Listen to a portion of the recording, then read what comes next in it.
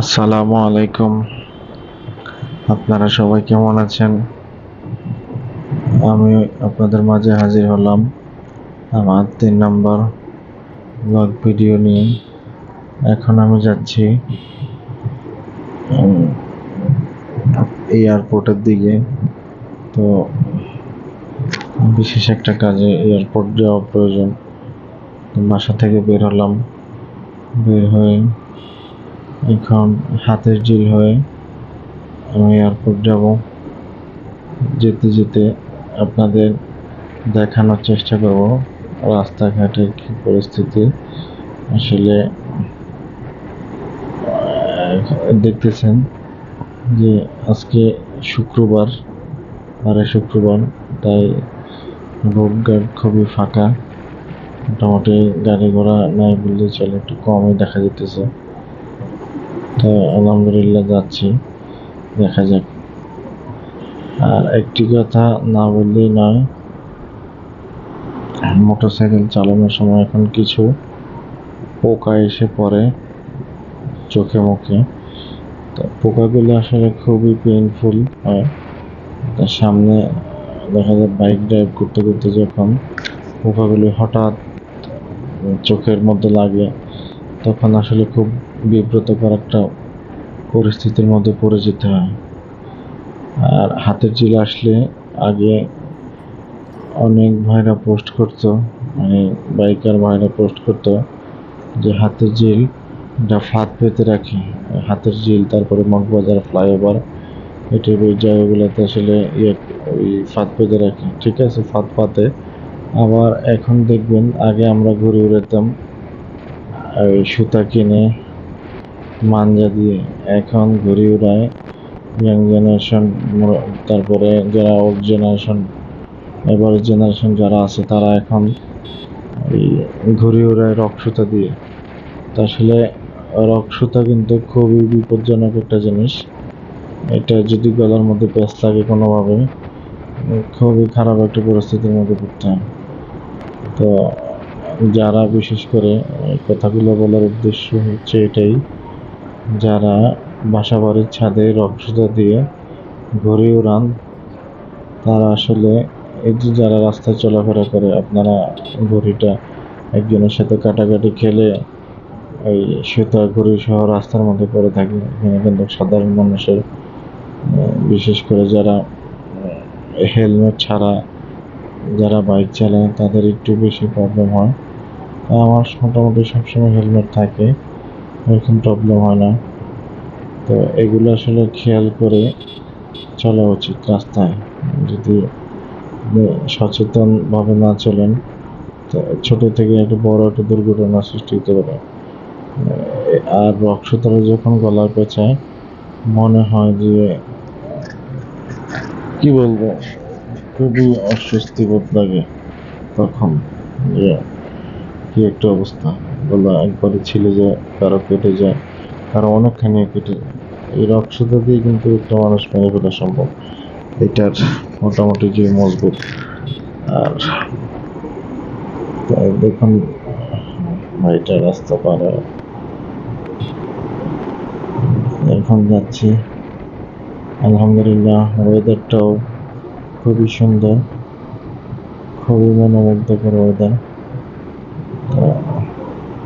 প্রাকৃতিক একটা ভিউ, আলহামদুলিল্লাহ অনেক সুন্দর। এই যে আমি এখন আসলাম কোথায়, এটা হচ্ছে আপনার দিল থেকে বের হওয়ার সময় যে সিগন্যালটা করে, আজকে দেখুন সিগন্যালটাও পুরোপুরি ফাঁকা। এখান দিয়ে কিন্তু যারা চলাচল করে, তারা কিন্তু খুব ভালো করেই জানে যে আসলে এই জায়গাটার কি পরিস্থিতি থাকে। হাতের ঝিল থেকে বের হয়তো সব গাড়িগুলো এখানে মোটামুটি আটকে পড়ে থাকে। তো আজকে যেহেতু শুক্রবার, গাড়ি একটু কমই আছে রাস্তা। দেখুন ভাই উল্টা সে কি নিজের ক্ষতি করে, অন্যের ক্ষতিও করে।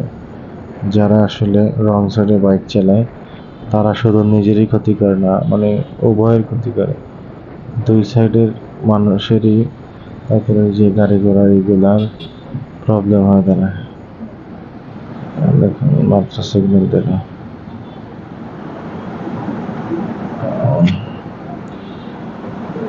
হ্যাঁ, বাইকে তেল নাই, সিগন্যালও দিচ্ছে ফুয়েল শেষ। ফুয়েল শেষ পর্যায়ে দেখি সামনে একটা পাম্প পেতে পারি, পাম্পের থেকে একটু তেল নিতে হবে।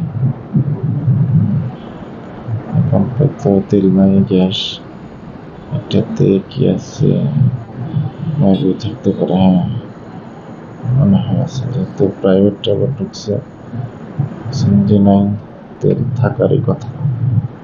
দেখি কি অবস্থা।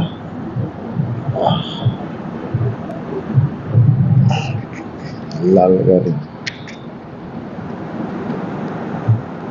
আসলে লাল নীল সাদা সব কালারই সুন্দর, গাড়ির কালার গুলা। আমি আগে কালো গাড়ি চালাইছি, নীল গাড়ি চালাইছি, এখন ইচ্ছে যাচ্ছে একটা লাল গাড়ি চালানো। এক এক সময় একটা চালাইতে ভালো লাগে, কিন্তু ফেভারিট কালার মূলত লাল, সরি কালো, ব্ল্যাক।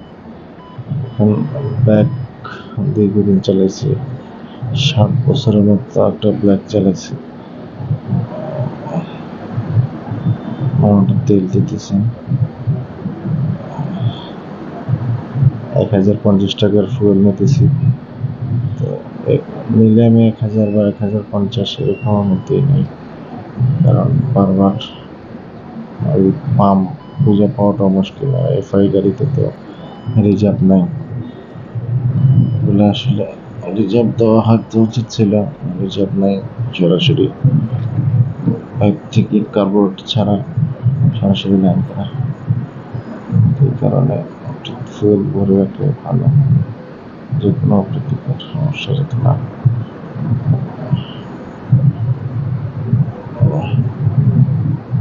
1050, 1050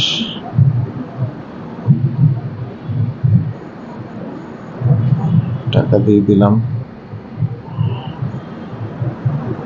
ঘোরাতে হবে বাইকটা।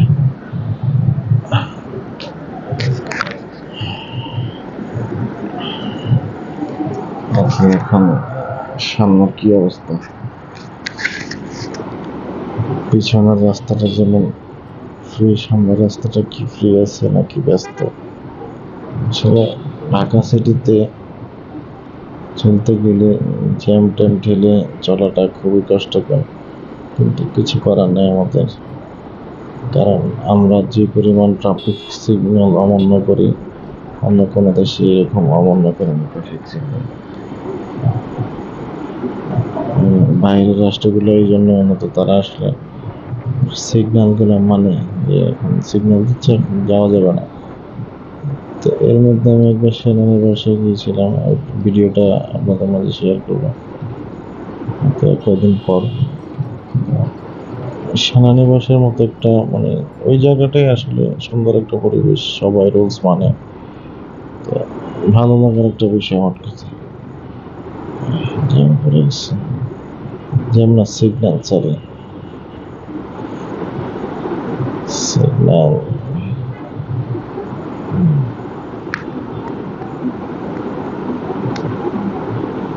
কখন ছাড়ে,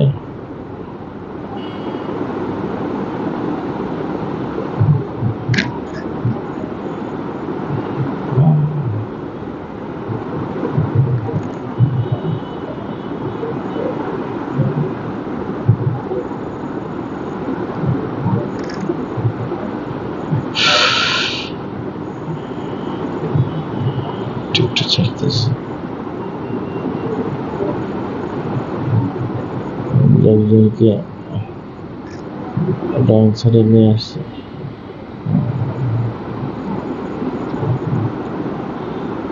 ঠিক আছে, মোটামুটি যাক, এরকম কম সময় লাগলো মোটামুটি চলা যায়। তারা মাঝে মাঝে এমন ভাবে আটকে রাখে সিগন্যাল দিয়ে, বলেই যায় যে আসলে সিগন্যাল দিচ্ছি, এরপরে হঠাৎ মনে পড়ে যখন তখন এসে করে। আসলে আমরা নিজেরাই সচেতন না, যে কারণে আমরা আমাদের দেশ দুর্ঘটনা প্রবণ, মানে দুর্ঘটনা একটা জায়গা। আমাদের দেশে সবাই যদি ট্রাফিক সিগন্যালগুলো বিশেষ করে মানে, দেখা যায় আসলে সবার জন্য ভালো হয়, শুধু যে যে মানলো উনি নিরাপদ ভাবে গেল এরকম না, আশপাশে যত মানুষ আছে সবার জন্য ভালো হয়, যত বাইকার আছে, যত ইঞ্জিন চালক, যত মানুষ আছে। খালের কাছাকাছি আছি, দেখি কি অবস্থা। এই নোমাডাং সাইড দিয়ে চলে আসছে,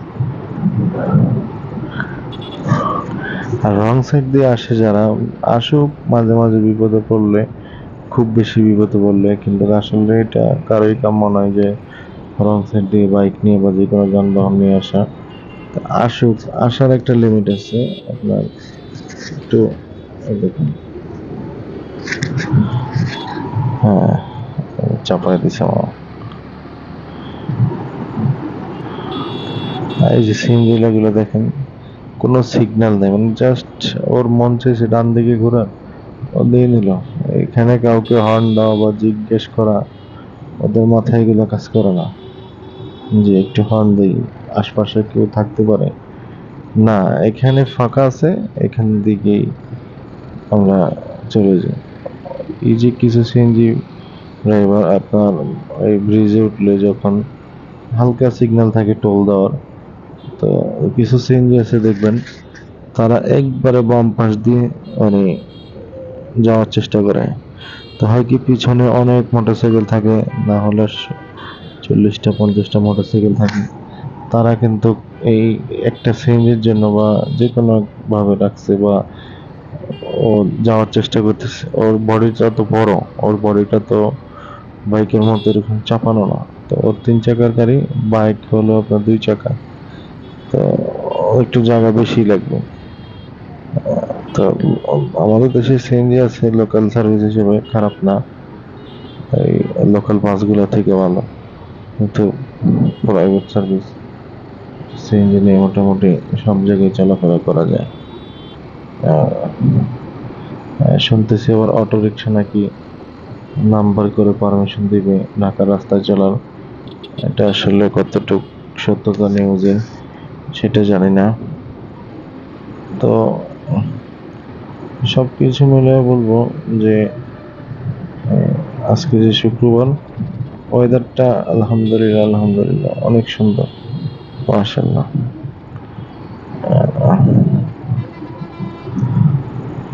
এখানে তো সিগন্যাল লাগিয়েছে, সিগন্যাল জ্যাম, সিগন্যাল জ্যাম, এভাবেই গেল।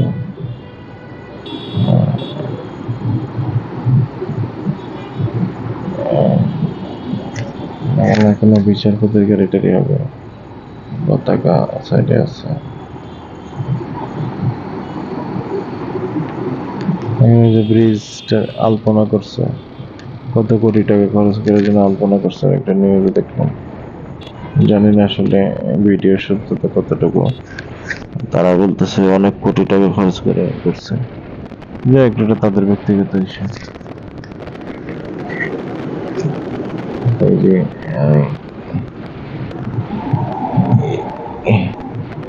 হ্যাঁ,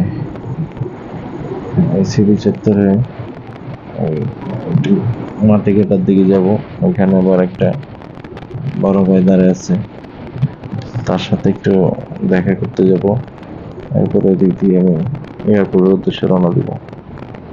তা ঠিক কথা আসলে না বলবেই না, দেখুন এই যে বিল্ডিং গুলা, এত স্পিড ব্রেকার রাস্তায়, স্পিড ব্রেকার থাকা ভালো, নাহলে তার গতি কমাতো নাকি। তো মোটামুটি সুইটেবল একটা জিনিস। ঢাকা শহরে নাকি টাকা নাই, টাকা না থাকলে, ঢাকার মানুষ বড় লোক না, টাকা না থাকলে এত বড় বড় বিল্ডিং গুলো কিভাবে ওঠে?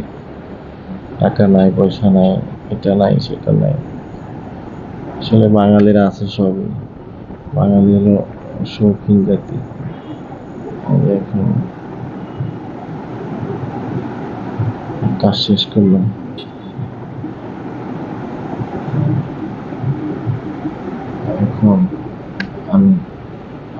খিলগাঁওয়ের উদ্দেশ্যে রওনা দিলাম।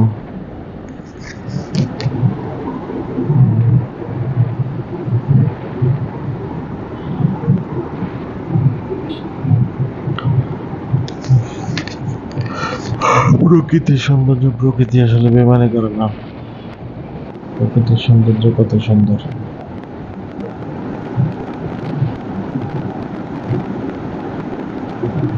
জন্য নামাজ পড়ে দেখি একটু তারা আছে, এখন একটু জোরেই যেতে হবে।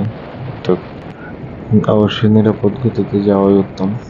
একটা ফোন আসছে, একটা কাস্টমার দোকানে বসেছে আমার অপেক্ষায়, এই জন্য তাড়াহুড়ো করে রওনা দিচ্ছে। দেখি কি অবস্থা, কতক্ষণে যাওয়া যায়। যেহেতু আবার শুক্রবার, রাস্তাঘাট মোটামুটি ফাঁকা আছে। তো এর মধ্যে যদি যেতে পারি গেলাম, না যেতে পারি হয়তো অন্য কোনো ব্যবস্থা করতে হবে।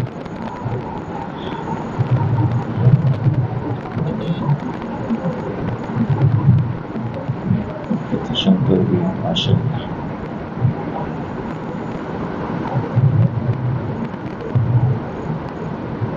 ফ্লাইওভার গুলো করছে বঙ্গবন্ধু শেখ মুজিবের কন্যা শেখ হাসিনা। তার হাত ধরে বাংলাদেশ উন্নয়নের ধারায় এগিয়ে যাচ্ছে। আলহামদুলিল্লাহ।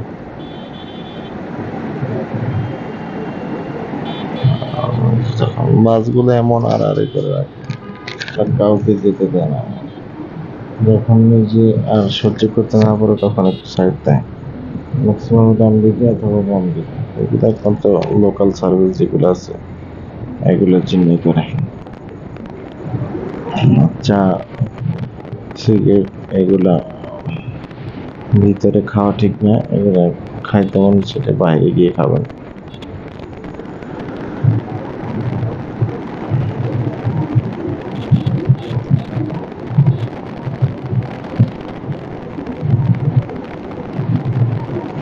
রাস্তাও সেই সুন্দর রাস্তা, বাসে নিচে গাছ টাছ আছে, বাইরে মাত্র একটা পরিবেশ। আমাদের দেশ আসলে উন্নত হয়ে যেত, কিন্তু সবাই পরিশ্রম হতো। কাজের জন্য বিদেশে গেলে বেতন দেয়, এখন বাংলাদেশে তো বেতন দেয় না, এই জন্য সবাই বিদেশ পাড়ি যাবে।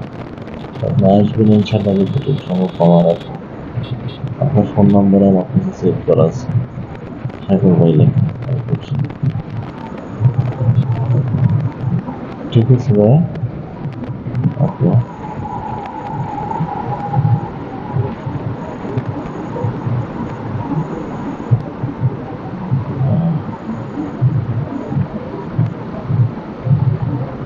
এই স্পিড ব্রেকার গুলো কোথাও দেখা যায়, কিছু কিছু জায়গায় এমন স্পিড ব্রেকার লাগা রাখছে যে হাঁটতেই ভয় লাগে, কারণ খুবই নোংরা।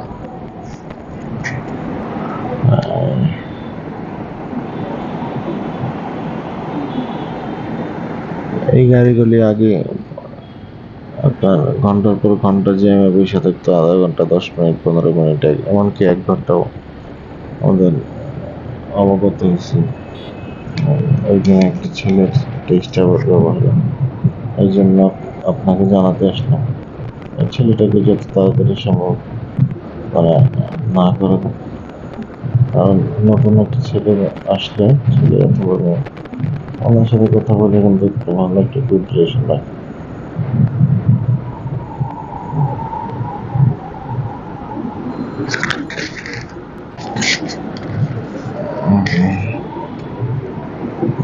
এখানেও সিগন্যাল দিয়ে দিচ্ছে, যেদিকে যাই আজকে শুধু সিগন্যাল। আর আমার যদি মনে হয় কখনো বৃষ্টির প্রয়োজন হয়, আমার জুতাগুলো আর বাইকটা ওয়াশ করলেই আলহামদুলিল্লাহ খুবই সুন্দর বৃষ্টি হয়। যাতে আবার ক্লিন করার জন্য তো আছে।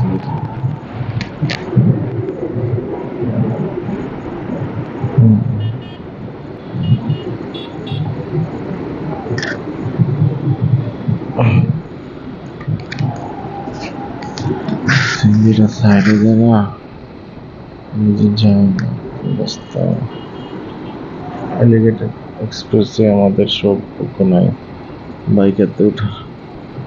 তোমরাই ওঠো, তোমরাই বড় হলিডে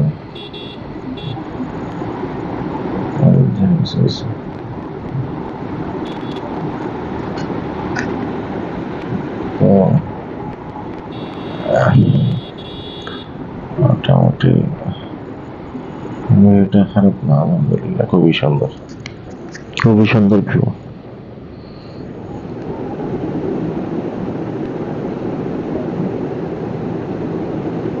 তো আজকের ব্লগটা এই পর্যন্ত এটা শেষ করে দিব। তারপরে মোটামুটি ভালো লম্বা হয়েছে, 21-22 মিনিটের মতো। যদি কখনো প্রয়োজন মনে করেন ইউজ করে আবার রিটার্ন করেন, প্রবলেম নেই। আর আমার আসলে টিকটক এগুলো মূল উদ্দেশ্য না। আমি ফেসবুক চালাই, ফেসবুকে পেজও আছে, চ্যানেলও আছে, হয়তো এতদিন আপলোড করা হয়নি কিছু। তো এই পর্যন্তই। সবাই ভালো থাকবেন, সুস্থ থাকবেন, এই দোয়াই কামনা করি। আর আমাদের জন্য, সবার জন্য দোয়া করবেন যে সবাইকে যেন আল্লাহ সুস্থ রাখে, যাতে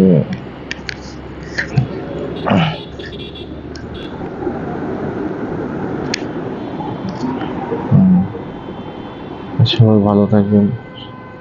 আসসালামু আলাইকুম ওয়া রাহমাতুল্লাহি ওয়া বারাকাতুহু। দেখা হবে নেক্সট কোনো ভিডিওতে।